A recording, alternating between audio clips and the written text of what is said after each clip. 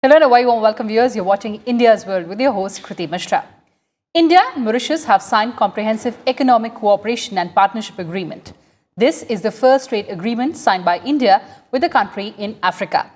The agreement provides preferential access to Mauritius for bulk of the trade and also for many aspirational items for the future into the Indian market of over 1 billion people.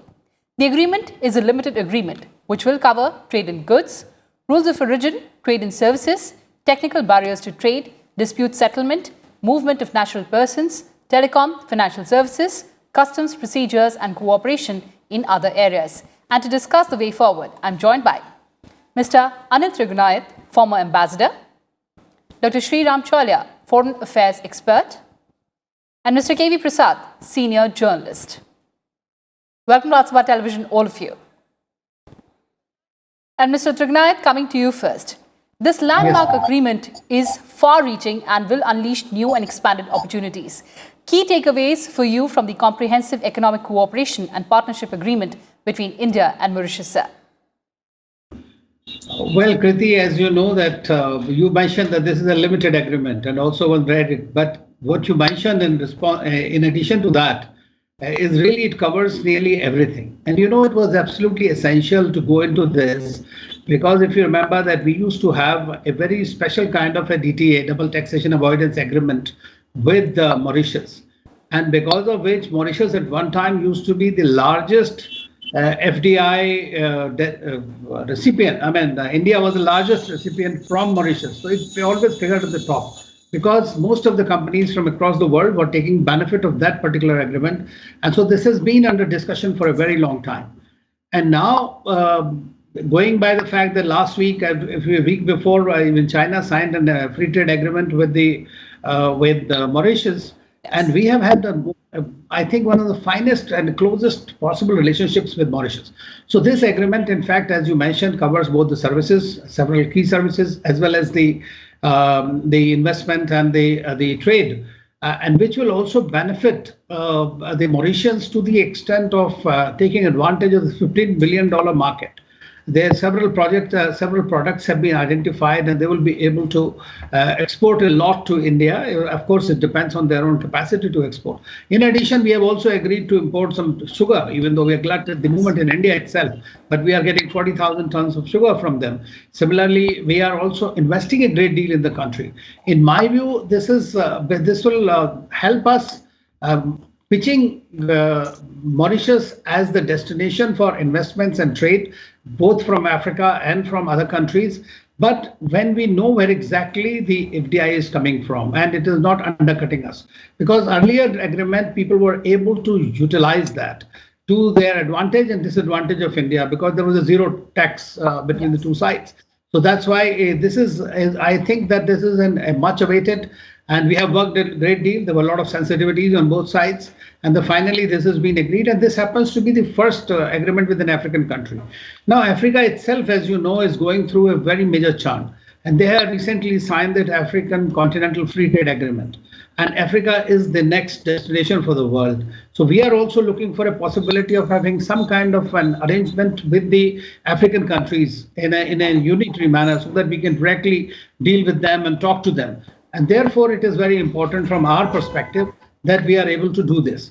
So I think that Mauritius becomes a gateway for India in that context. And as the minister said, it's a hub for Africa.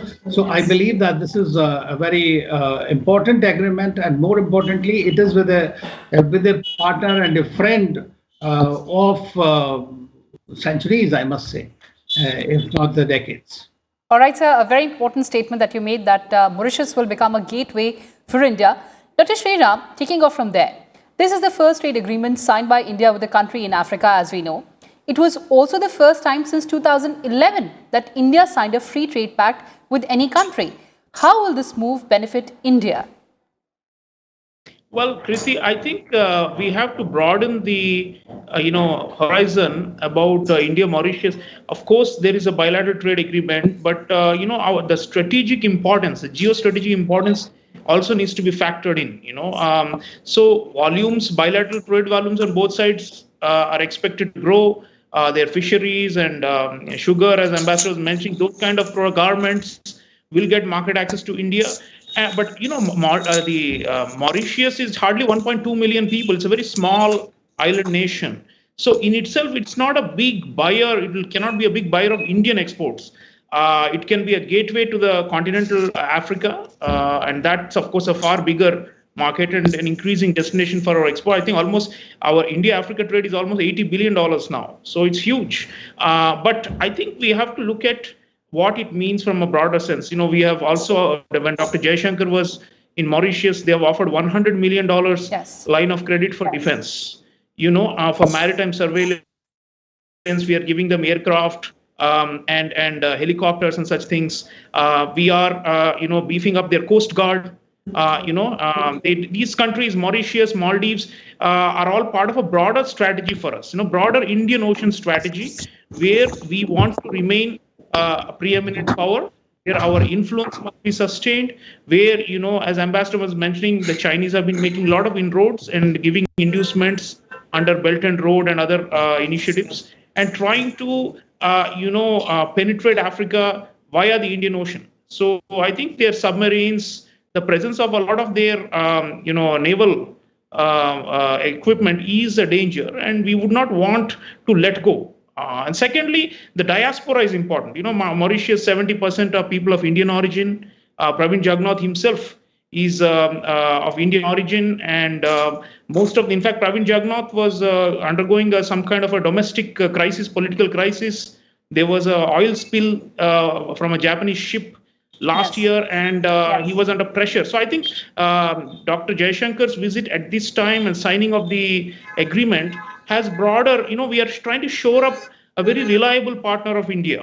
And if you look at the location, it's in the heart of the Indian Ocean. Right next to it is Réunion, which is the French island. And we have now an agreement with France for using naval facilities on Réunion. And further, a little bit north of Mauritius is the Diego Garcia Island, which is claimed by Mauritius. India has supported Mauritius' claim. And that's where, there's a US naval facility. So if you take all these together, then there's Maldives a little further up, that the southern half of the Indian Ocean, where we need, land bases from which to be able to operate, both to counter, piracy, but also to maintain what we call the rule of law in Indo-Pacific.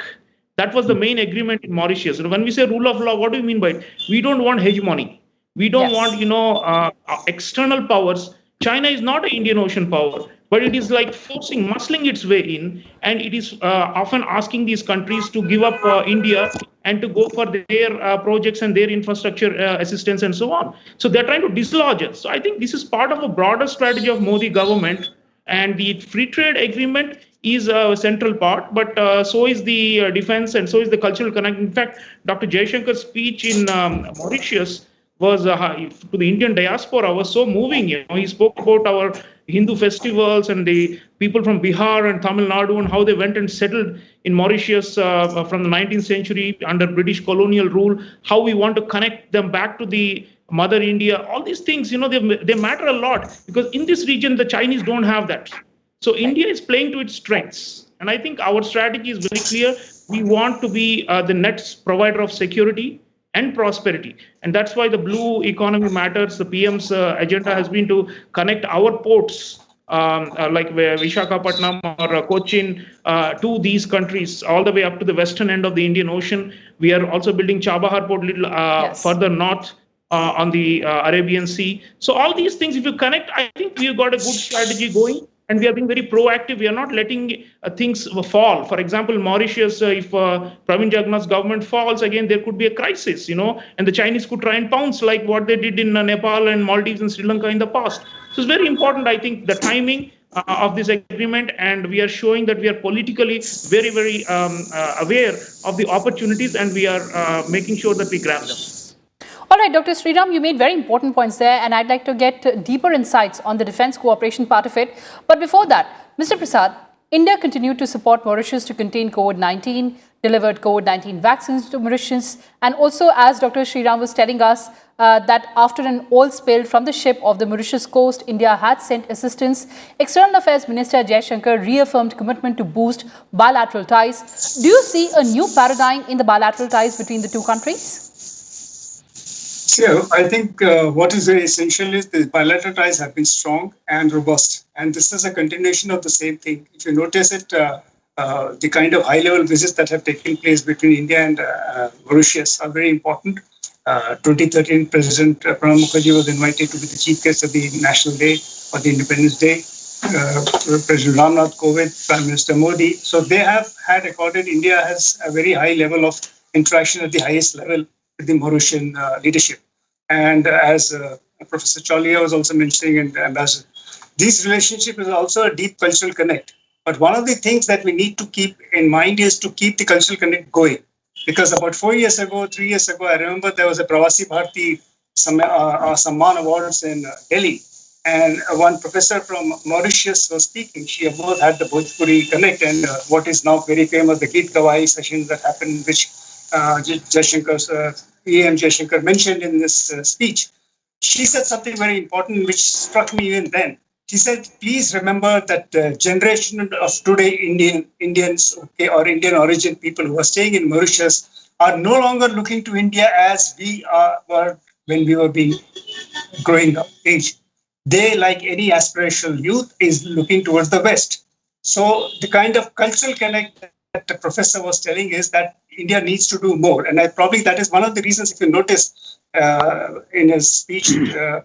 Jaishankar mentioned about some of the projects that India is unrolling, including the high-tech programs and other things. So that, I think, is a significant aspect which probably one tends to, I wouldn't say ignore, but probably in the focus of larger issues of strategy, this great capital of India's cultural connect with people in Mauritius is something cannot be lost over the ages. That's one area which I think is being focused in a way. That's a soft power India has, as Dr. Chauliya also mentioned, vis-a-vis China. All right, sir. Mr. Trigunayat, you were talking about Mauritius being the gateway for India. Tell us about the importance of this agreement for enabling Indian investors to use Mauritius as a launchpad for business expansion into Africa. Well, as you know that it is, the Mauritius is part of Africa, and it has a unique distinction of being a very strategic part of Indian Ocean region as well. And for us, as far as we are concerned with this treaty and the part of the AFCFTA, African Continental Free Trade Agreement, with which we are directly also, by the way, trying to work with them. So we could use both these medium for the Indian companies.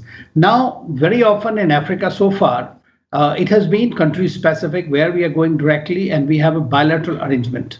But when you go through a treaty, then the treaty obligations tend to help you in the tax matters especially, and facilitate through the institutional mechanisms that are then geared up. So I think that the Indian companies, if they wish to access the African market or other markets for that matter, I mean, that is one of the modalities that is available to us. So far, this has mostly been used for the countries, even from the West, to use the Mauritius route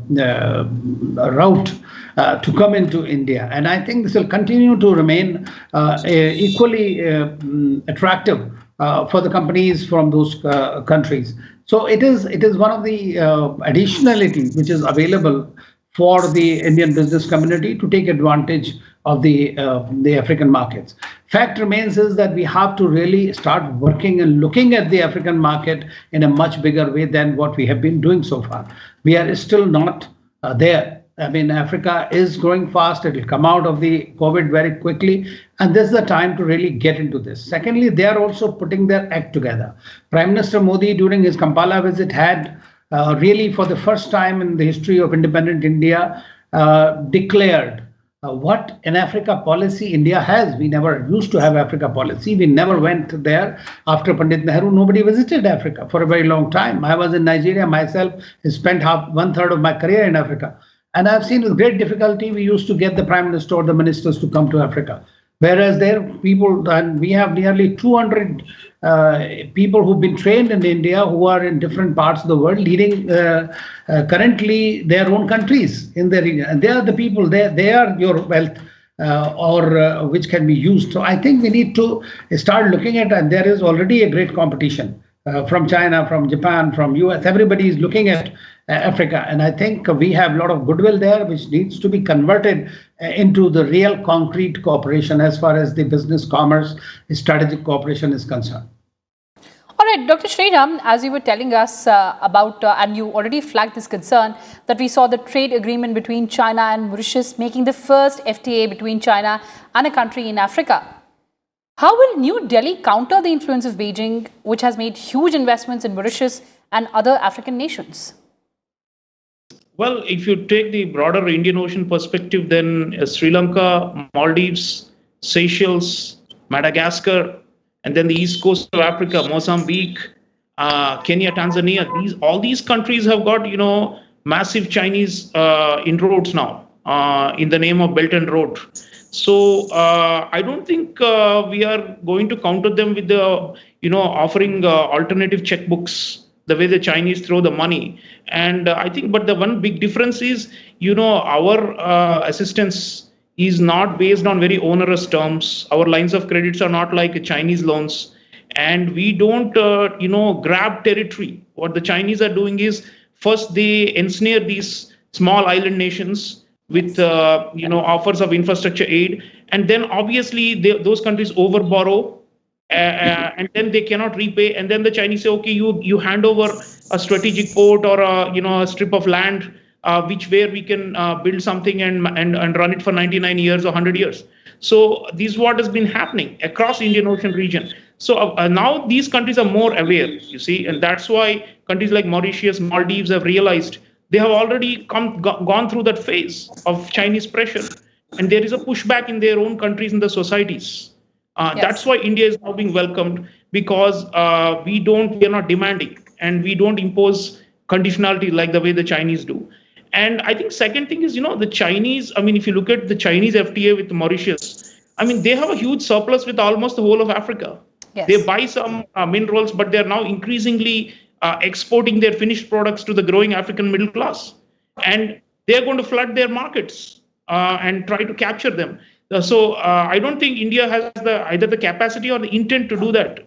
So because our exports are more service oriented, so we are not going to be like 800-pound gorilla that's going to eat up Africa the way China has emerged in the last decade or so. So we are lighter, and therefore, I think the fact that we are also democratic matters. These countries, for example, like Mauritius or Maldives, India has been a big supporter of the democratization of these countries. We often don't mention it.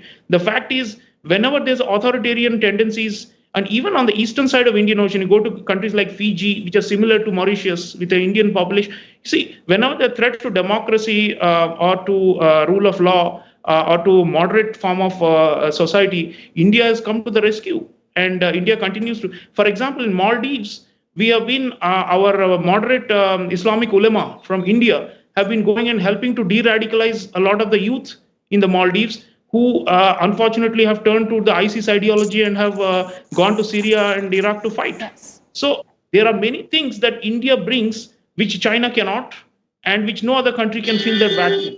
But what we needed to do was to realize that, and that to realize that we have major strengths and to play to those strengths. I think Narendra Modi government, they've been more proactive on this, much more than before, because they realize that if we let go this window of next 5, 10, 15 years, then like the Chinese say, it will become a giant Chinese lake. And then, Pakistan will come in, especially where there is a Muslim populations. The Pakistan will play that card and try to promote jihadist tendencies like they were doing in Maldives until the change in the government, until the democratization. So all right. I think yes, sir. The one more thing I wanted to add was the tourism. You see, this is where India has suddenly become a game changer. Last 1 year, since the corona started, we used to be number 5 in the senders of tourists to countries like Maldives and Mauritius. Now, with the travel bubble with Maldives, we have become number 1 in just 12 months. We have displaced the Chinese, displaced the Russians, displaced Europeans, everybody. And we have generated livelihoods for tens of thousands of people in the Maldives. And Ibrahim Soli, the president of Maldives, was thanking our prime minister for that we became a lifeline for them when nobody else was willing to take the risk due to the pandemic. So through tourism also can be used as a part of our strategy. Earlier, it was just, free will. Citizens with money. But you made a very important point about services. Yes, sir. You made a very important point about services. And Mr. Prasad, on services front, according to the new agreement, India Indian service providers will have access to around 115 subsectors from 11 broad service sectors in Mauritius, including professional services. Now, how will India leverage its IT prowess there? I think it's one thing is very important here is almost 75 to 76% of the GDP of Mauritius comes from services sector. And Yes. India has something like 55% of dependence on GDP on services. So India has a great capacity, and the numbers that we have in terms of people skills with skill sets required for niche industries is already available. And if you look at it, increasingly India and the policy has been to encourage people to go and adapt to local issues. Something again which I would refer to what Dr. Cholia was mentioning. The Indian model has been to develop a project with the help of local assistance. Unlike a Chinese who goes lock, stock, and barrel, they take even including the labor is transported all the way from China, and they create special camps for themselves, and the whole food, everything is set up for, which is not so with India. So that is why Indian projects are far more popular in many of the countries. Of course, one of the issues that has faced India is a time lag. But if you notice, of the 5 projects that were taken up in the 2016-2017 agreement worth some $350 million, India has completed all of the projects in Mauritius, which I think is a matter of great pride, if you notice, because India had this. So coming back to the other point of services, with so many sectors open for us, and India and service, India is really has the biggest manufacturer, as I said, biggest space into 55% of our GDP comes from service sector. We have a huge capacity, and I think that capacity can now find a newer market through Mauritius, and also as the African Continental Trade Agreement moves in, with almost 54 of the 55 countries agreeing and 31 ratifying it.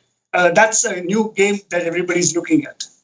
All right, before we wrap up our show, Mr. Trigunayat, it was in Mauritius that Prime Minister Modi had first spoken about India's vision of Sagar, security and growth for all in the region. This is because Mauritius is at the heart of India's approach to the Indian Ocean region. Tell us about the geostrategic significance of Mauritius for India. From our perspective, as you know, in the Indian Ocean is, we could call it as our own, as it is India.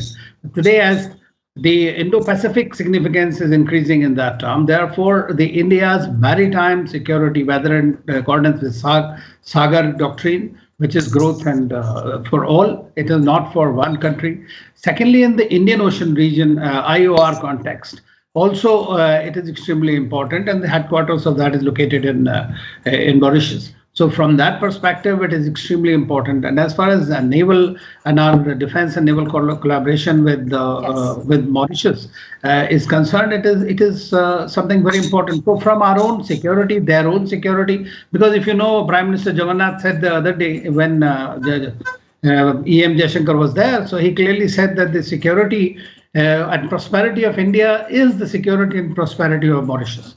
So nothing could have been said better than that, in my view. And I think that it is an extremely important, and the whole network of the islands there, they provide us a greater security perspective within the context of the Saga, and it needs to be developed further. All right, I have last 60 seconds on the show. Closing comments, Dr. Sriram. I think Indian Ocean is a region increasingly where the global balance of power is going to be decided. India's rise is also going to be decided. You know, of course, the border conflicts we have at LOC and LAC have been preoccupying us lately. But from a growth perspective, you know, the oceans is where it's not controlled by a single country.